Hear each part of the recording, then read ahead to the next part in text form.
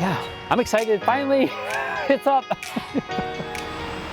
The story pole, the idea was to have a story pole put on campus so that it can share who the Coast Salish people are and their way of sharing stories. Oh, there it goes. Cool. The name of the pole is Mountain to the Sea, which represents our territory from Mount Rainier all the way out to here. And then that's why we incorporated the thunderbird with the mountain. And then the 2 killer whales is a story on how our rivers were made.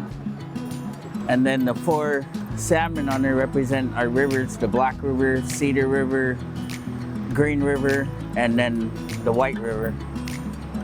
And then the guy on the bottom represents people. And then basket designs are on there, and the part on the bottom is the water. But it looks good. It looks perfect. Yeah. When Tyson and Al and Keith came and shared the design, I was just blown away. Yes, this is perfect. Not just art, but cultural representation of Coast Salish people.